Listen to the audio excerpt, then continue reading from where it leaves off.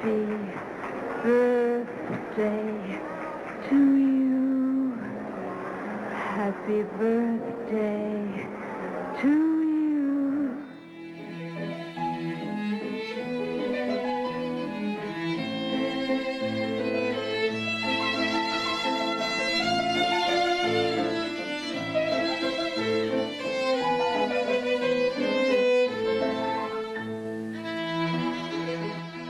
Welcome back to Cineversary, a podcast that celebrates a milestone anniversary of a masterful work of cinema.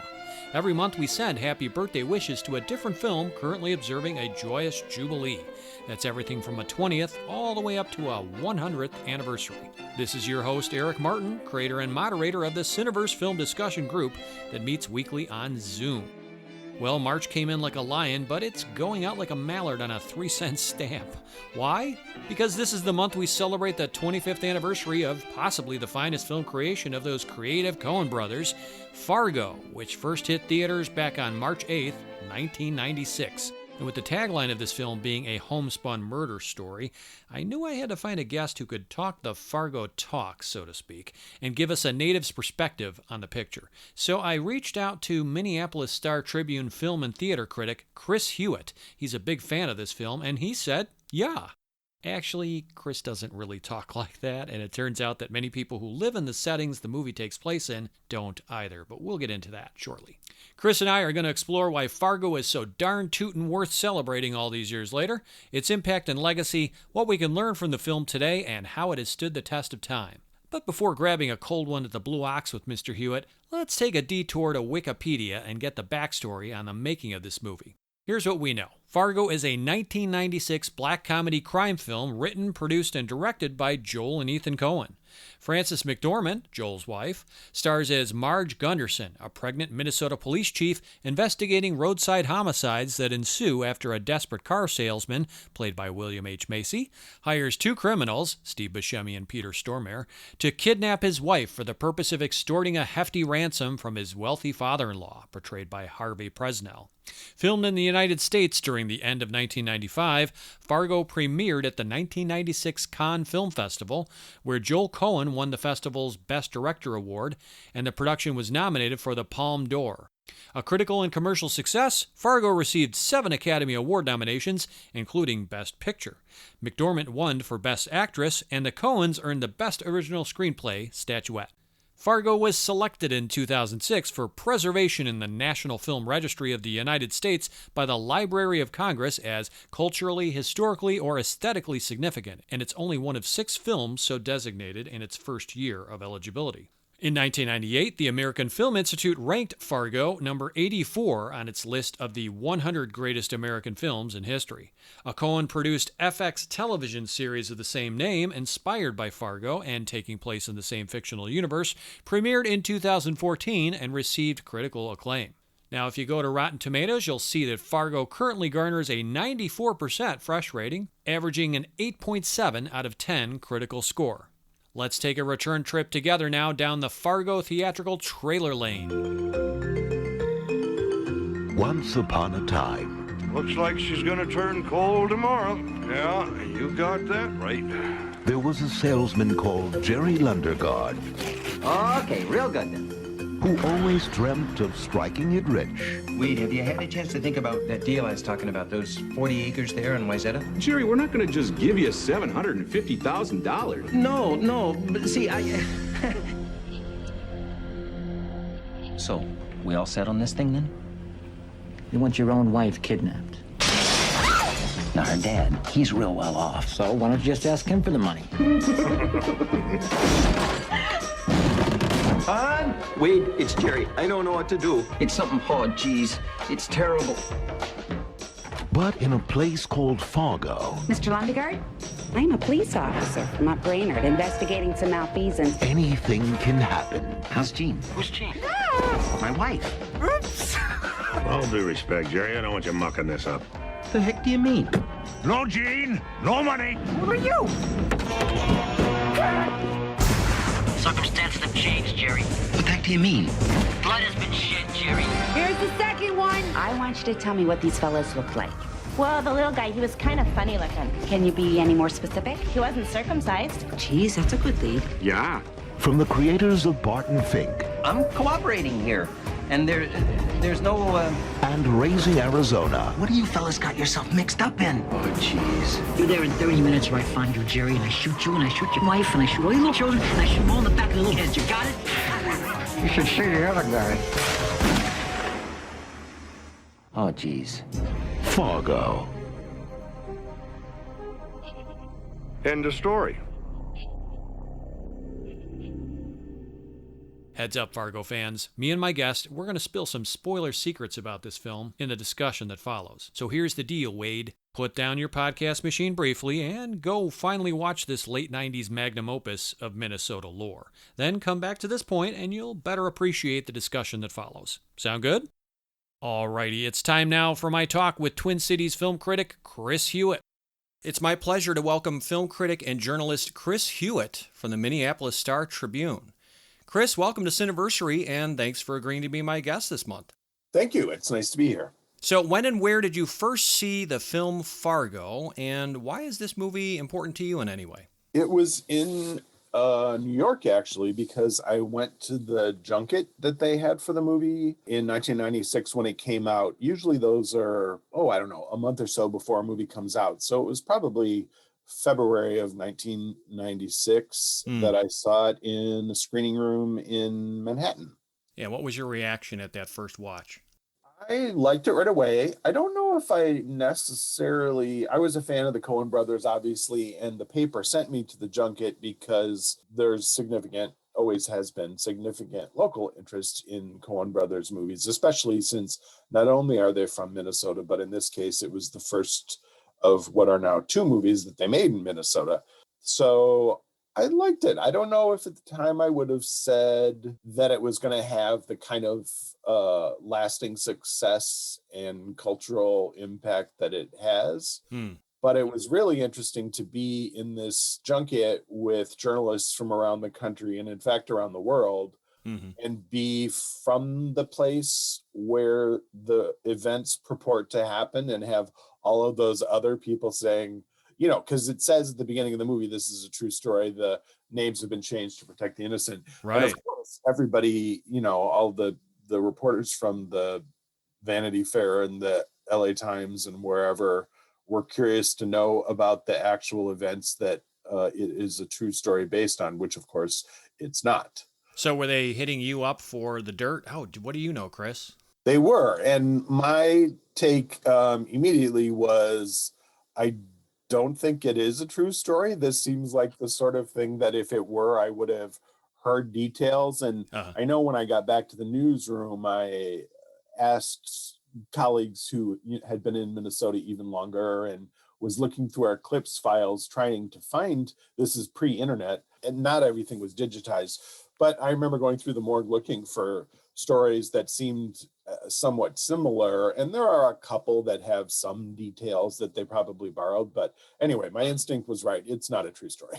No. Although they did admit just in the last couple of years that there were a couple of things that are somewhat true to life. There was a guy who actually, I think, dispensed of his wife's body using a wood chipper. And then there was another fellow who tried to defraud GMAC, General Motors, Financing Corporation, by kind of fudging on the serial numbers of cars. So I think those two little nuggets of truth inform Fargo slightly, but that's a stretch to say it's based on a true story on those two things. So yeah, well, and there are a couple of very prominent, one a kidnapping and one a murder cases in the Twin Cities area that would have happened while the two of them were middle school and teenage. Okay. One is an heiress named Virginia Piper who was kidnapped and was tied to a tree in a forest in northern Minnesota for a couple of days. And there's a guy who murdered his wife, a businessman who murdered his wife called Eugene Thompson, which may have influenced the story a bit. The other thing that the other journalists at this junket at whatever swank hotel we were at the time were delighted by was the fictitious town of Brainerd, which they thought was such a hilarious name for a town, and in fact is the actual name of the town. Right. And the Coens have always claimed was the original name of the movie. Yeah, no, it's once you start probing a little deeper, but if you're not from the area, you might start raising an eyebrow or two. Okay, what am I supposed to believe here? But yeah, Brainerd's a real town, absolutely. And in fact, more of the story takes place there than, of course, in Fargo. In fact, there's only one scene. I think it's where Jerry meets up with Carl and Gayer at that bar that takes place in actually in Fargo. Yep, the opening scene, although it was filmed in the Twin Cities. Exactly. Well, we're going to take a deeper dive here. But yeah, for my part, I first caught Fargo in its initial theatrical release, probably 6 weeks or so after you did in a theater, spring of '96. And I remember my good friend saw it before me and quoted some of the lines from the film to me.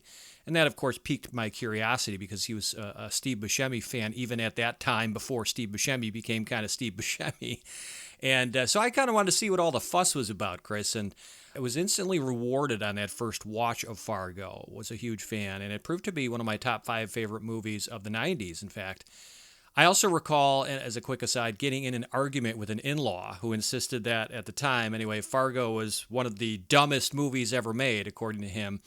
It wasn't funny. It didn't make sense. That was his contention. And that demonstrated to me that the Coen brothers can appeal to a somewhat niche audience of people who share their sensibilities and maybe their appreciation for irony and offbeat characters. So they're not for everybody, but I think Fargo, to this day, arguably may remain their most popular, most remembered film. I know they've got a strong filmography, but it's the one that people have probably talked the most about over their career. Would you agree? I think I would agree. And I also think it's the one that kind of flipped them from being, cult might be too strong of a word, but from outside the mainstream to very firmly inside the mainstream. And I remember kind of observing it in real time because the movie, generally limited release movies, which Fargo was, open in New York, LA, and Toronto the first weekend. And then maybe a month or so later, they'll end up in the Twin Cities, where like the second sort of wave of releases. Okay. But in this case, it opened here the same time as it did in New York, LA, and Toronto, because they knew there was a huge amount of local interest. Sure. And it was a really big hit at the key art house theater, the Uptown Theater. There were lines around the block and people were clamoring to get in. I think, in fact, the biggest grosses in the country were here. Amazing. I was very curious now that you mentioned this. So, of course, you were from the area. You've lived and worked in this part of the country for decades. In fact, you wrote the original film review for Fargo, which was, a very positive review in 1996 for the Pioneer Press newspaper in St. Paul, calling it the best movie ever made in Minnesota. So what was the scuttlebutt you were hearing from people? Perhaps it could be misinterpreted or thought of negatively as putting people down from that area. So what were you hearing from locals? Well, that's the thing I was saying. Initially, huge audiences for it, lines around the block. But it also became clear as time went on that it, as you just said, isn't necessarily a movie for everybody. For one thing, it combines violence and humor in a way that at that point was fairly new. Mm-hmm. Quentin Tarantino's Reservoir Dogs and Pulp Fiction had both come out, but Pulp Fiction was relatively recent. Mm-hmm. And that was kind of one of those polarizing movies too, because it's funny, but it's also violent. And that's a combination that people, I think, now are pretty accustomed to, but at that point weren't. And because the movie was such a hit here, and because I think also the Star Tribune at the Times critic raved about it so much, people began to think, gosh, this is a movie I should go see. And it's not a movie that everybody's going to like. The story can be kind of off-putting. The humor is very dry and specific. And I started getting a lot of emails from readers saying, this is the stupidest movie ever, at about the point where I realized, okay, the people who are probably going to be in on the joke have seen the movie. And now it's crossing over to a bigger audience because it's going wide in theaters. And a lot of people are seeing it who, probably were never going to like it. But how about, did the locals feel insulted, like the film was making fun of them? What were you hearing? Some people did. I mean, the accent obviously is extremely exaggerated. Mm-hmm. Nobody here talks like that. That was another thing that people at the junket wanted to know, is if that was a legit accent. And it's based in a kind of reality. And there are some people, especially north of here, who talk in a similar way. But a lot of people felt insulted by the exaggerated accent and by the oafishness of basically everybody in the movie who's not Marge Gunderson. So yeah, there definitely were some people who felt ill. I don't think that's the case anymore. Yeah. I think people now have more of a sense of humor about about it. But the Coen brothers have a somewhat complicated history with Minnesota too. I mean, they grew up here, but I don't think they have a huge amount of fondness for some of the more parochial qualities of the area where they grew up, at least in the time where they grew up. Yeah, interesting take there. And I was going to ask you, you beat me to the punch just in terms of if you can vouch for the movie's authenticity and attention to detail. We talked about the dialects, and you said, it's a little iffy, maybe not that accurate, a bit exaggerated. But what about like the attitudes, the aesthetics, the overall vibe, a lot of the, landmarks that are shown in the movie, things like that?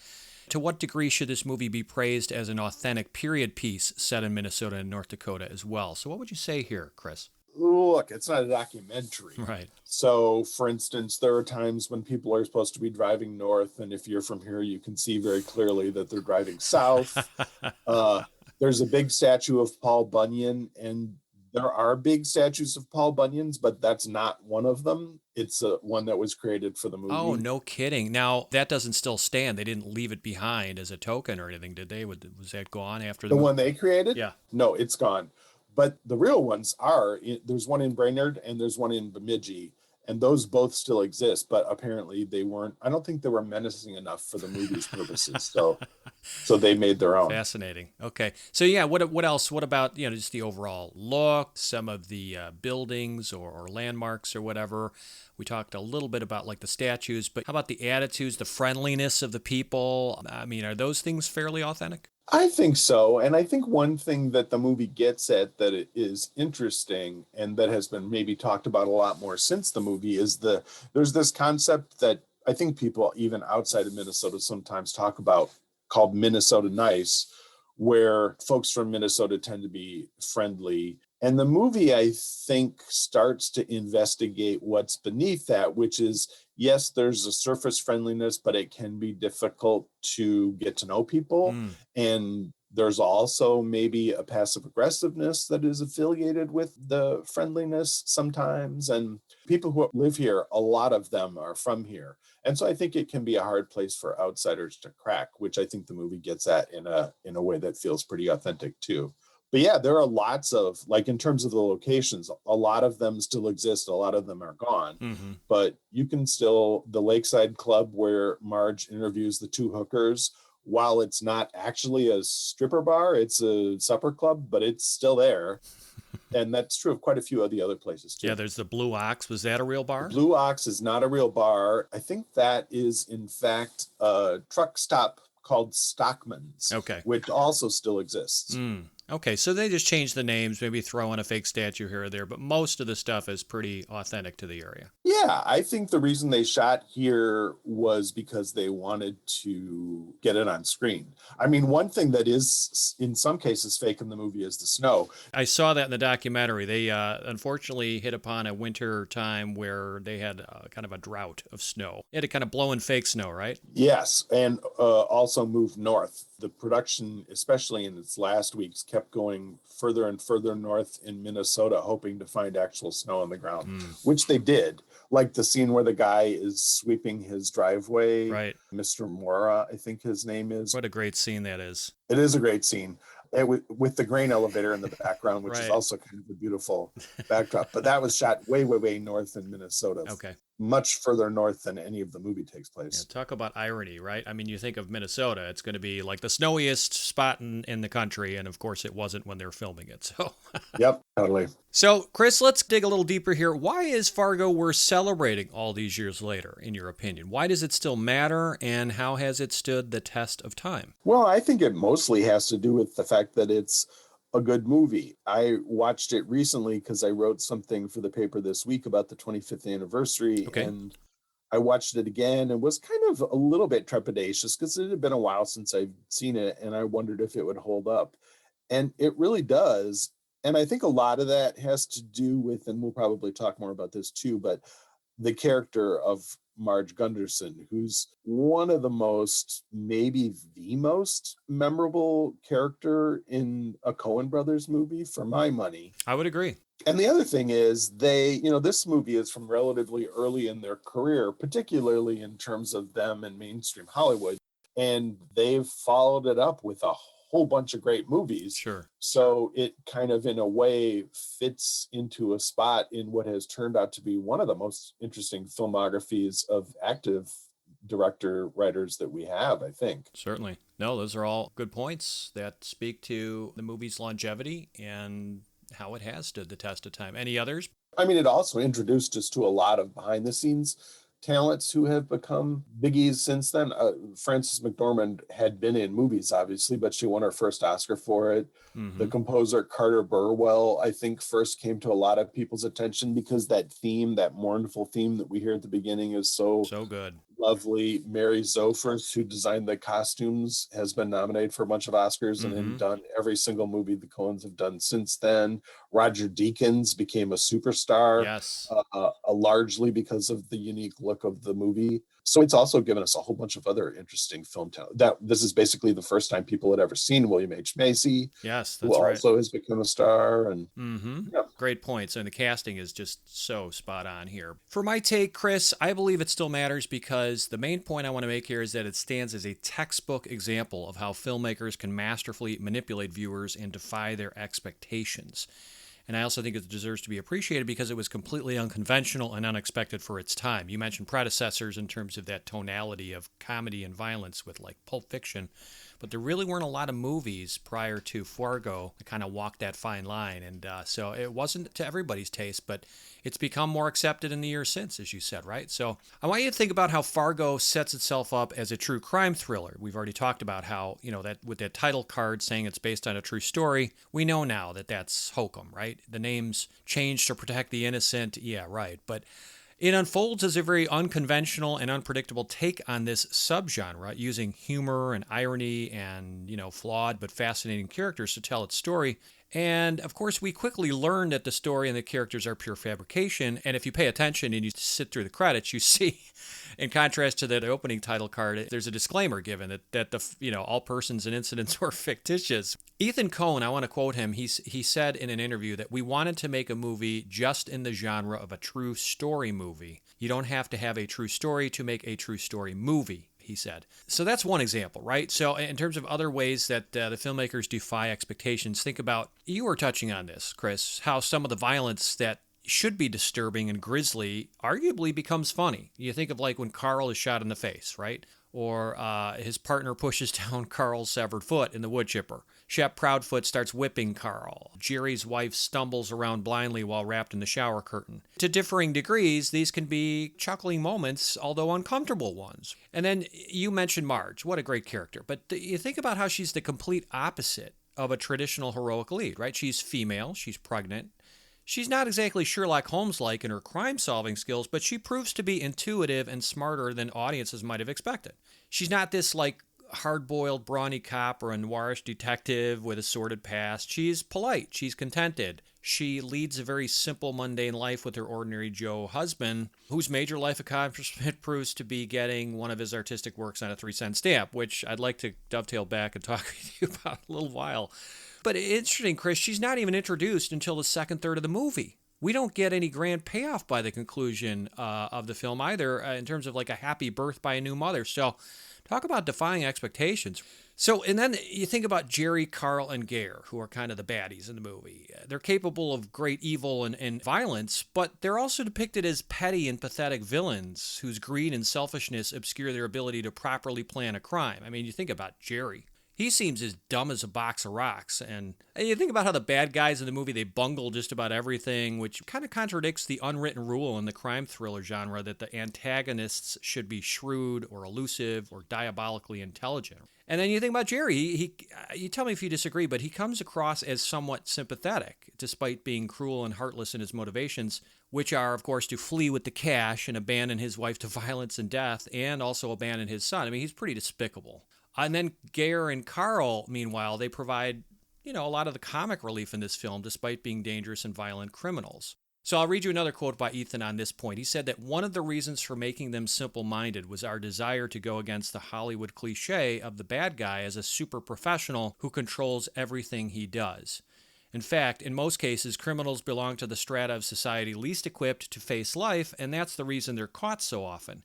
In this sense, too, our movie is closer to life than the conventions of cinema and genre movies. Any thoughts there, Chris? Well, I think I am going to disagree with you about Jerry. In my memory, I guess, was thinking of him as being somewhat sympathetic. But when I watched the movie again recently, I was kind of surprised that I had ever felt that way. He does seem to be, I don't want to say pure evil, but pretty close to pure evil. And the scene that to me really kind of telegraphs that is the scene where we first just hear him, we don't see him, and it sounds like he is sobbing on the phone with his father-in-law telling him that his wife has been kidnapped. Yeah. But then we get a visual and it's revealed that in fact he's rehearsing, trying to sob and tell his father-in-law on the phone that the wife has been kidnapped. Exactly. But in fact, he feels nothing. And I sort of feel like that scene is there to say, hey, if you were feeling sympathetic about this guy,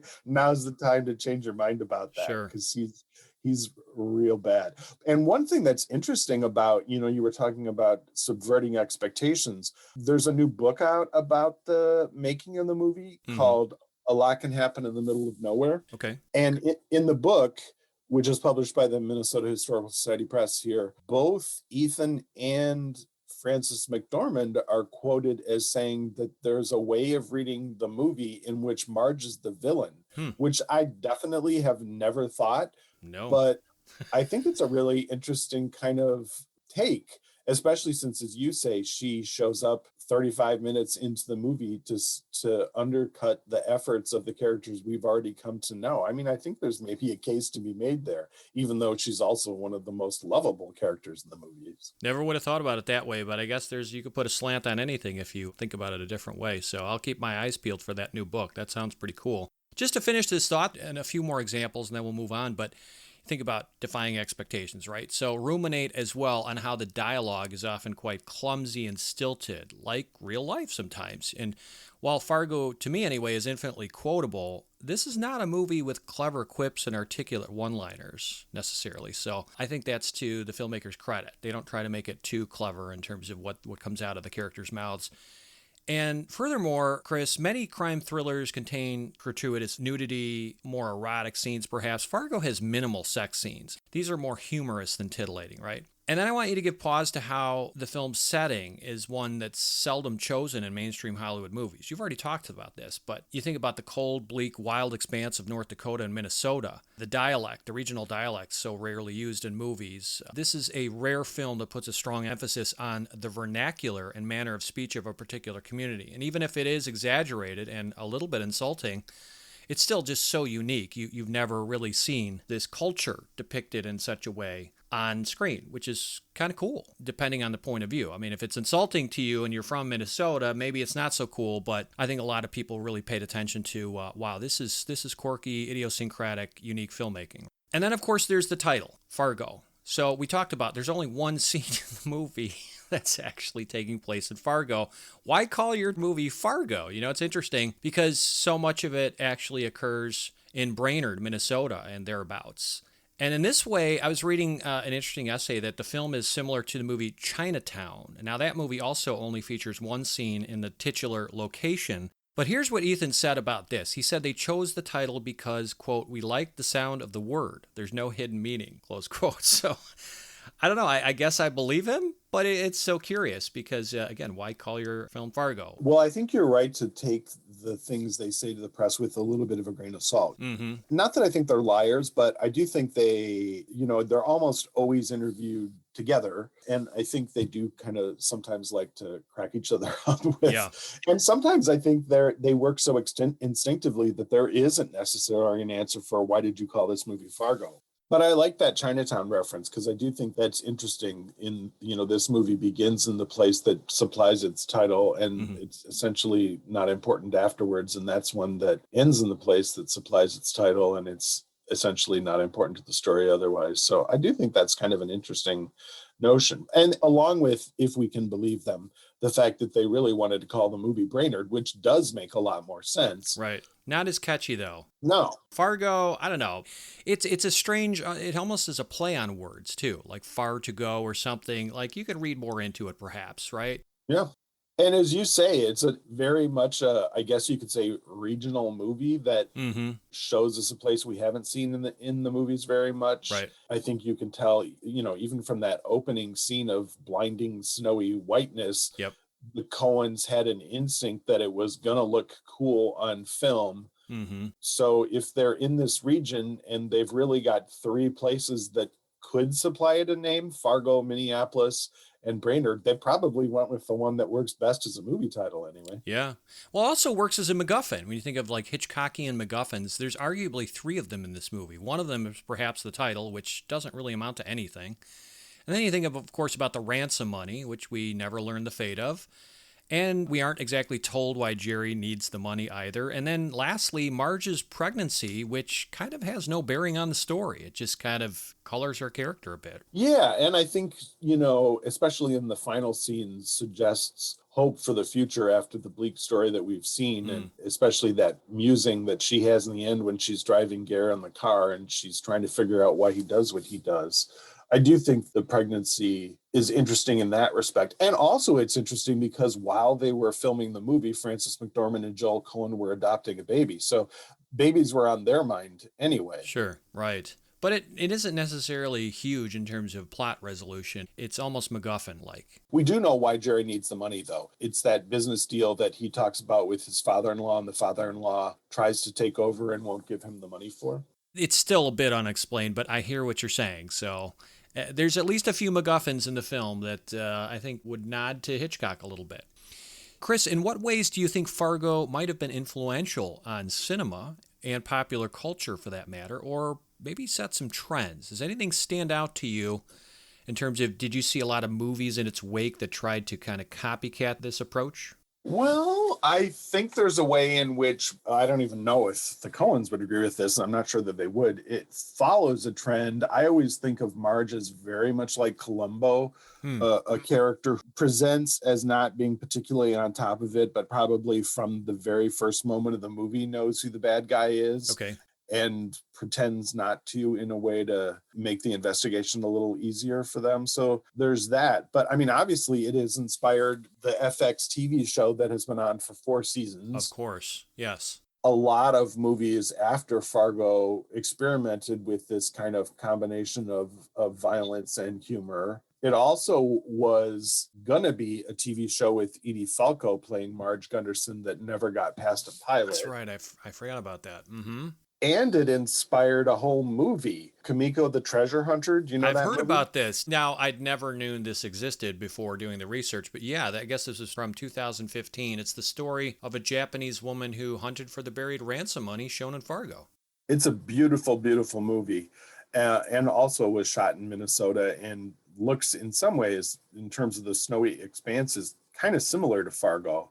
Also supposedly inspired by a true story. And in fact, in this case, I think it was a true story. Didn't I hear that, yeah, based on a true story, but wasn't there really a Japanese woman who died in her pursuit of the money? I believe there was a Japanese woman who followed up to a certain extent on her belief that it was a true story. Interesting. And then you think of some others in the wake of Fargo. Of course, there's A Simple Plan by Sam Raimi from a couple years later. I don't know if you've seen that movie, but I think it owes a great debt to a film like Fargo. And then there's 2005's The Ice Harvest by Harold Ramis. We talked about the FX cable series, of course, and that's pretty much it. So I don't know if it's so much a trendsetter film. It is quite unique and idiosyncratic, as we said, so maybe it's hard to emulate what Fargo does, and that's, of course, a good thing. You don't want a cottage industry of copycats necessarily, but there are a few traces you could follow, a few breadcrumbs to some subsequent films, as we made a case for. Interesting what you said a moment ago. I don't want to belabor too long, but comparing Marge to somebody like Columbo, for example. The only thing I disagree on is I don't think she knows who the killers or the perpetrators are from the start, although she is quite intuitive. She deduces, yep, they turned around here, they gave chase and pursued, they followed this. So she leads on. She's pretty smart. But one thing that leads me to believe that, you know what, she's not infallible. She isn't Sherlock Holmesian from the start, is that meeting with Mike Yanagita, that famous scene in the movie that many consider to be kind of digressive as an unnecessary subplot perhaps. But while you can look at it as trivial or even unnecessary, you consider that Marge learns that Mike had been lying, and that motivates her to re-question Jerry, who she had questioned before the Mike meeting. And so she goes back, interviews him again, and of course, that instinct is correct. So yeah, I can agree to some extent. And that Columbo reference is kind of interesting. I never thought about it that way. I'm a big Columbo fan, so I probably compare everything to Columbo. Well, that's a good thing. I mean, it was a good show. So let's dig a little deeper here. What themes or messages are explored in Fargo? What's the moral of the story here, if there is one? Well, I don't think the Coens are big on morals, but I would say, to me, it seems like it's a movie, particularly because of that last speech from Marge that I referred to, a movie about greed and what it can do to people and how dangerous it is. Yeah, no argument here. Just to expound a bit further, I see a few messages along those lines. I think one is it's the simple pleasures in life that matter. At the conclusion of the movie, Marge has wrapped up the case, and she and Norm can look forward to their forthcoming baby, and of course celebrating the fact that his art has been chosen for a 3-cent stamp. And, you know, these victories can appear rather humdrum, unglamorous, anticlimactic, but they are important to Marge and Norm, who are important to us. I think another message is, maybe it's a little on the nose, but the meek shall inherit the earth. Consider that the villains, despite all their planning and efforts, were not successful. Their pursuit of a little bit of money, according to Marge, was futile and destructive. And she can't understand their petty and materialistic motivations. And at the end of Fargo, we are left watching a scene of simplistic domestic bliss, which may appear to some like a boring reward or a trifling vindication, but I think it's an affirmation of the abiding power of everyday common down-home people and the affection they share. Yeah, I think that's true. I mean, I never have thought of the movie in exactly this term, but it maybe is a little like Our Town, the idea that we never really appreciate the moments that are important while we're experiencing them. And Marge and Norm happen to be people who are good at it. Norm brings Marge a lunch of Arby's at the office, which is, as you say, one of those kind of little simple things. And both of them really enjoy the chance to spend some time together and really enjoy their beef and cheddars and I think curly fries. Yeah, and here's the thing. It's like you don't have to be lowbrow to enjoy Arby's. You know, even sophisticated people can enjoy the simple pleasures in life. Sure. Hopefully. Yeah, it's a universal experience, a lot of the things that Marge and Norm share. And when you think about, like, if you follow this train of thought and you agree to some extent that the meek shall inherit the earth is a kind of a theme, you think about how Marge and Norm are the characters who are left to inherit the ending of the movie. They are kind of like the 3-cent stamps, often overlooked, not as important, popular, or attractive as, let's say, the full postage stamp. But, you know, they can serve a significant purpose when needed. Yep. Another theme I saw is ignorance is bliss. Marge and Norm may be these, you know, unflappable Midwesterners, and their tastes can be relatively plain, modest, and unsophisticated, but they appear pretty happy. And I think that's a nice way to kind of take the edge off all that violence you were talking about earlier in the film. Leave us with a happier note, right? You agree there, Chris? Yeah, I think I do agree with that. A couple more thoughts on themes. I think telling a tall tale may be another message here. It's no coincidence that the Coen brothers show us that statue of Paul Bunyan multiple times in the movie, and that the name of the bar where, you know, Carl and Gare meet the two hookers is the Blue Ox, and that's, of course, the pet animal Babe of Paul Bunyan's.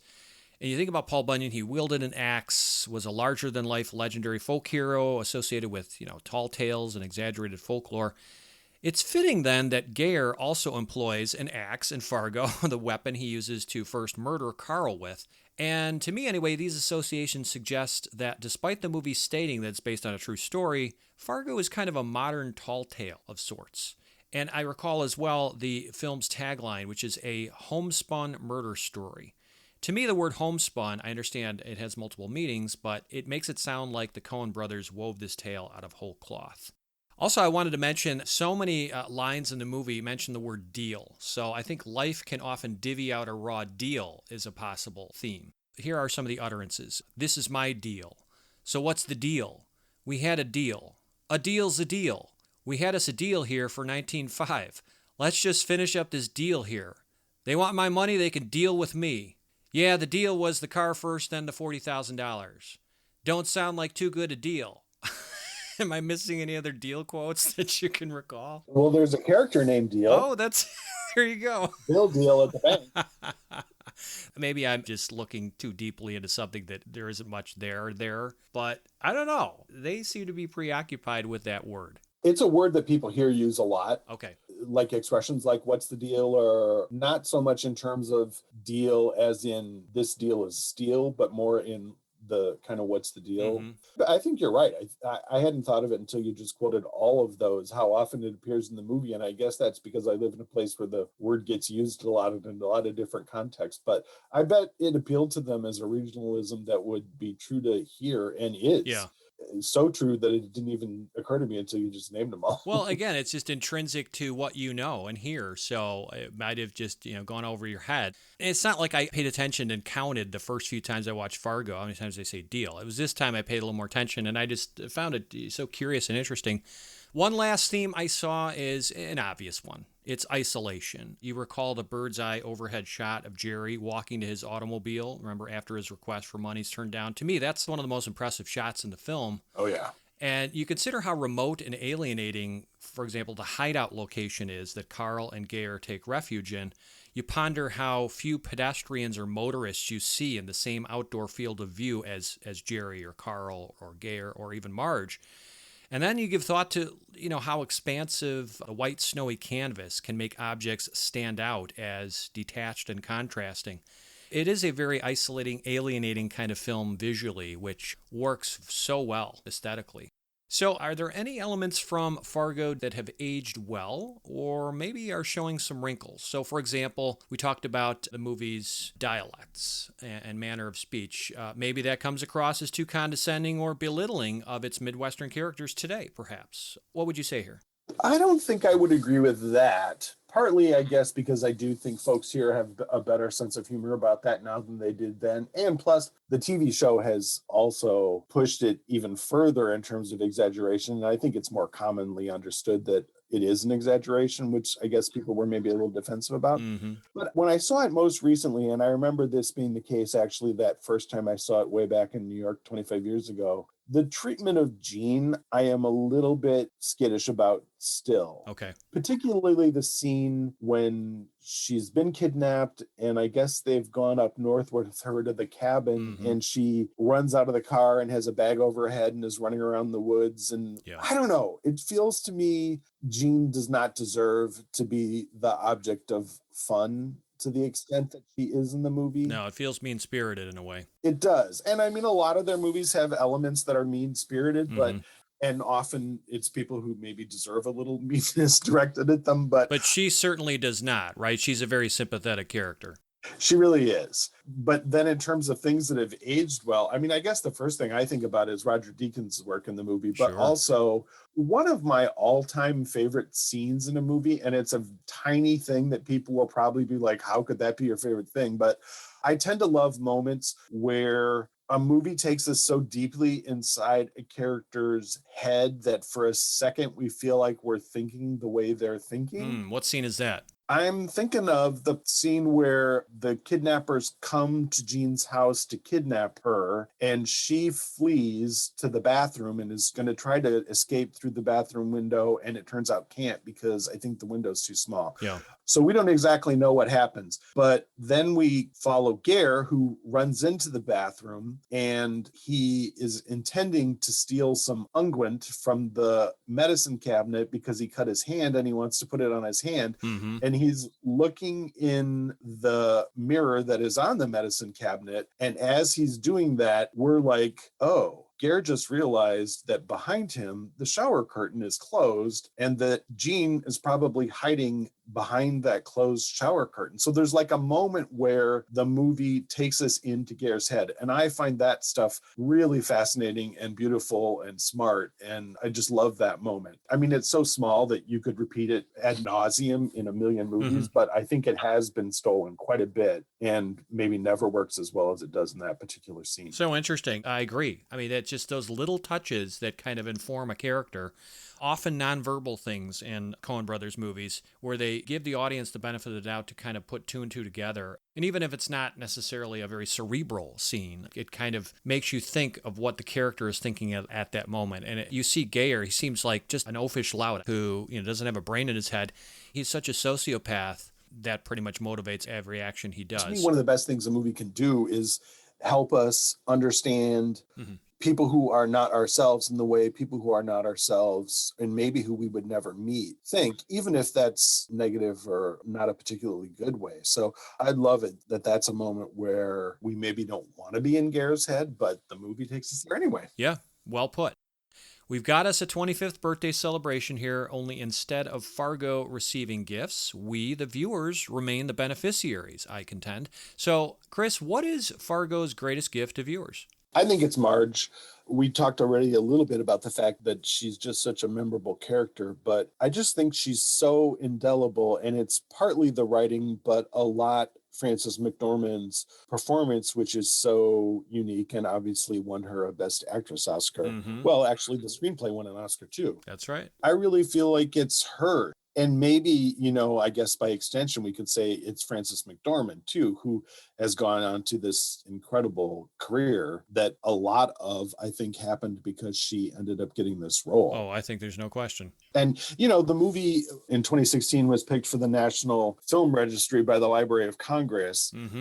And I would contend that if it were a kidnapping movie or a movie that shows us a little bit about life in Minnesota, it wouldn't be on that list, but it's Marge that puts it there. Wow. Yeah, no, that's food for thought. I would totally agree. And she was the first gift I listed as well. So I'll skip to my second gift here. And to me, that is the talent for black comedy that the Coens so adroitly exhibit in Fargo. Now, granted, this picture isn't bust-a-gut funny. To me, it isn't. Nor is it intended to be categorized specifically as a laugher. But Fargo is often comical, and uncomfortably so, Chris, even in its darker sequences. You think about like when Carl tries to cope with a profusely bleeding face, or Gary uses the 2x4 to shove his partner's leg through the wood chipper. The humor helps take the edge off the graphic violence and disturbing scenes to some extent, perhaps. And it also demonstrates that life is often unintentionally amusing, even when human beings don't intend to be funny or situations seem dire. And I think that Ethan and Joel, they expertly balance the tonality of this movie by seesawing between the dark and light moments, and sometimes within the same shot or the same scene. And I think that takes considerable skill and not a small amount of confidence. I want to leave you with another quote, and this was by Joel Coen, who said that the comedy would not have worked if the film had been shot as a comedy instead of sincerely and directly. I would agree with that. All right, do you think that Fargo will still be widely watched and considered relevant? Let's say, what happens 25 years from now? I do. If you had asked me 25 years ago if I thought it would still be now, I guess I don't know what I would have said. But with the benefit of those 25 years of hindsight, I definitely think it's a movie that people are going to be watching as long as we watch movies. It's so distinctive, and Marge is such a great character. And as you say, it has this unique sense of humor, where I think another thing actually about the humor is that it makes us lower our defenses and gives the Coen brothers a chance to do something they had not previously done and have not very often done since, which is get sentimental. I think the kind of balancing act that happens there, almost like in cooking where you need acid and fat, is that because there's so much dark humor, they can get away with that last speech of Marge's where she essentially says, can't we all get along? Yeah, you're right. It's disarming humor, the sensibilities there. Yeah, it kind of lowers your guard a bit and helps you accept some of the final messages in the movie.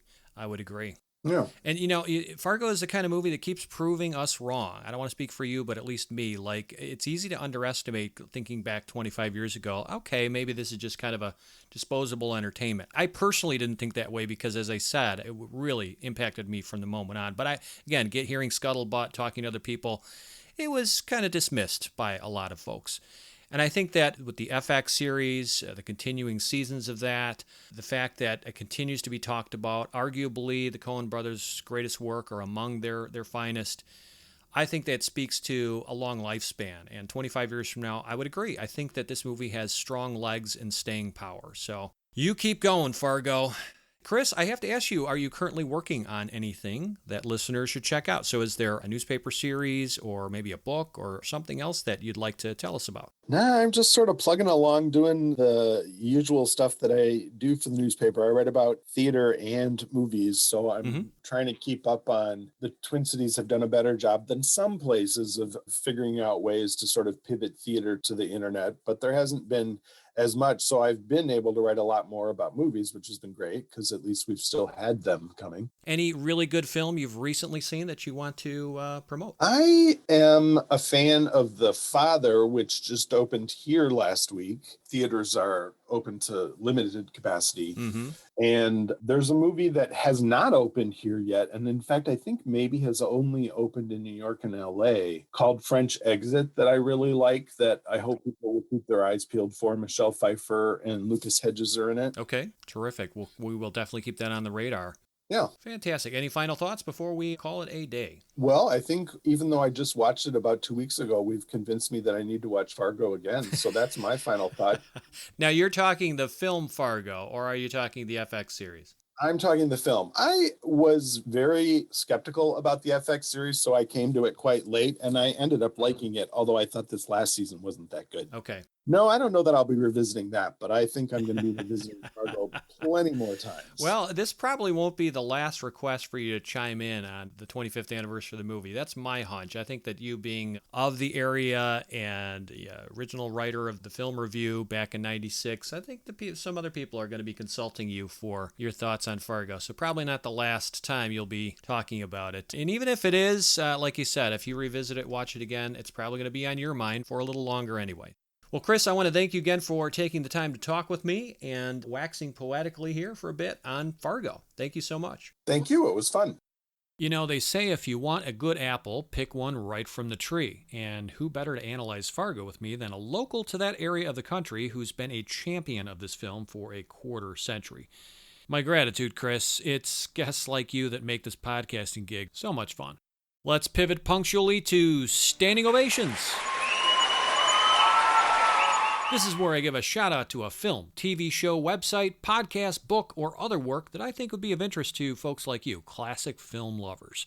My recommendation for March is a podcast, actually, specifically the Warner Archive podcast. This is a show that's been running strong for many years with new episodes every few weeks. The hosts are George Feltenstein, Matthew Patterson, and D.W. Ferranti, and they cover the newest film and TV releases from the Warner Brothers specialty label Warner Archive, which has established itself as one of the most popular boutique labels for Blu-ray and DVD collectors of classic films in the Warner Brothers studio vaults. This entertaining podcast offers reviews, news, and interviews spotlighting just about every title in the Warner Archive library, from venerated favorites like, you got Meet Me in St. Louis, you got The Best Years of Our Lives, The Big Sleep, and Who's Afraid of Virginia Woolf, all the way to cult classics like Waiting for Guffman, Superfly, and Valley of the Gwangi. The podcast occasionally plays some great adaptations of classic movies from the golden age of radio, too, and it does feature interviews with celebrities like Glenn Close, Angie Dickinson, Mickey Rooney, Margaret O'Brien, and Carl Reiner. I think you're really going to like it, so it's well worth your time. It's a lot of fun. Even if you're not a Warner Archive collector, give it a listen. Instead of cluttering up our podcast with advertisements, we've decided to ask our listeners for their support. We could use your help to offset the costs to produce Cineversary, which includes expenses like podcast hosting provider fees. If you'd like to make a monetary contribution to the Cineversary podcast in any amount, large or small, we've made it safe and simple by partnering with PayPal to collect the funds. Simply visit tinyurl.com, that's tinyurl.com/donate Cineversary, and click on the Donate button. Any major credit card is accepted, and the entire transaction is handled securely and confidentially by PayPal. Or if you're familiar with PayPal, you can simply send us a payment in any amount you want to cineversegroup@gmail.com, and that's spelled CINEVERSE group@gmail.com. We really appreciate your generosity. Also, I'd love to hear what you think of our Cineversary podcast. You can email me suggestions or comments at cineversegroup@gmail.com.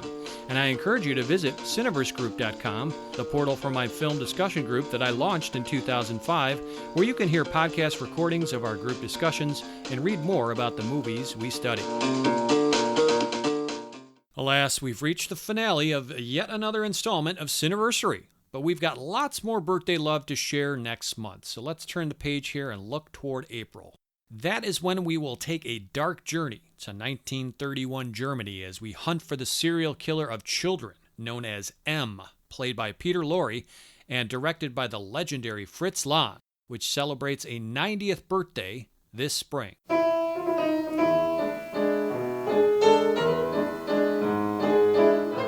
As always, this has been your humble host, Eric Martin, reminding you to butter up that popcorn, live a big screen surround sound life, and cherish those classic movies because they're not getting older, they're getting better. Oh, you betcha, yeah.